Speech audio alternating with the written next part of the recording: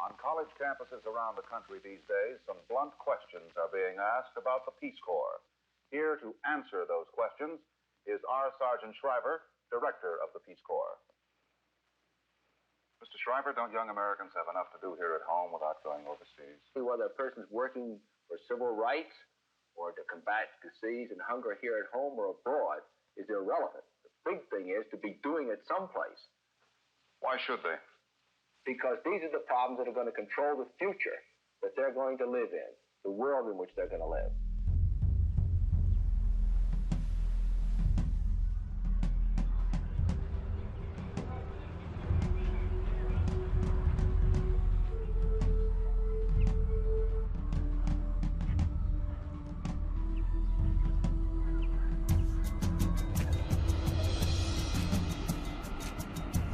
I remember like it was yesterday, the day we got off the airplane. You looked at volunteers' faces, they were scared, they were big-eyed, like, what am I getting myself into? It will not be easy. None of the men and women will be paid a salary. They will live at the same level as the citizens of the country which they're sent to, doing the same work, eating the same food, speaking the same language. I was a little boy, a student up in the mountains of Nepal. And one day we hear the news that Peace Corps volunteers are coming to our town, 2 of them. They are going to be English language teachers. I had never seen an American. Everybody was curious, what are they like? It doesn't really make too much sense from a local community perspective. Like, what is it that you're trying to do here? As a Peace Corps volunteer at the age of 22, I landed in a little village that tested everything that I thought I understood about the world. In order to be overseas the way we were in the Peace Corps, you have to relinquish your identity just a little bit. You have to relinquish your American perspective just a little bit and adopt the perspective of ordinary people in the country where you are. To help young Americans understand the rest of the world is vital to American leadership. How can you lead a world you don't understand?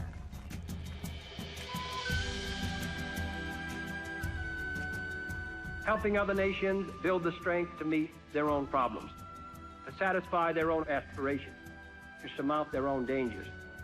The problems in achieving this goal are towering and unprecedented.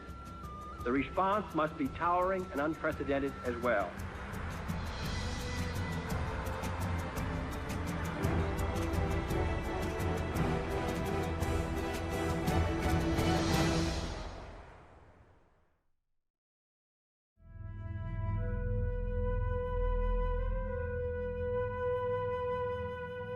The year was 1958, and The Ugly American was at the top of the bestsellers list.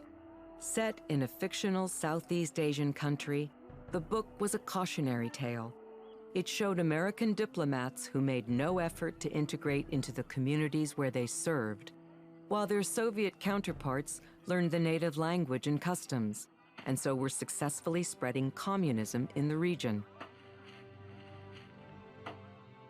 The Ugly American conveyed a sense that America was losing in the Cold War, in the battle for ideas, in the competition to win the hearts and minds and engage with these newly emerging nations and developing countries where, in fact, the vast proportion of the global population lives. If you excuse me. One early reader was the young senator from Massachusetts, John F. Kennedy.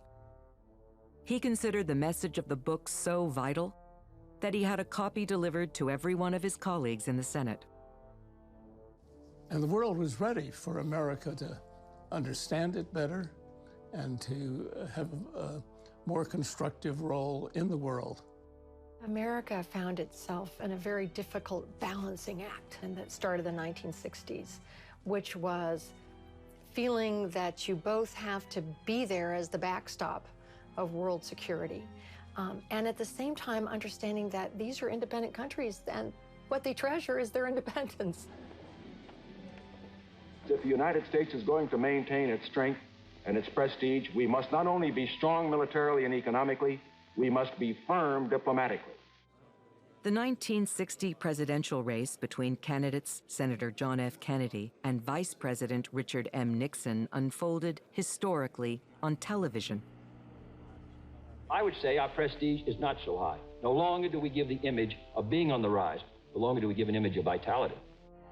Many issues separated the candidates, including their ability to connect with young voters.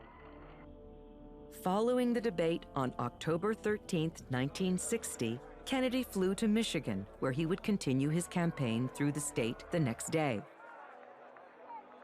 But when he arrived at 2 a.m. in the college town of Ann Arbor, a group of almost 10,000 students had gathered in hopes he might speak, and a microphone had been placed enticingly in front of the Michigan Union.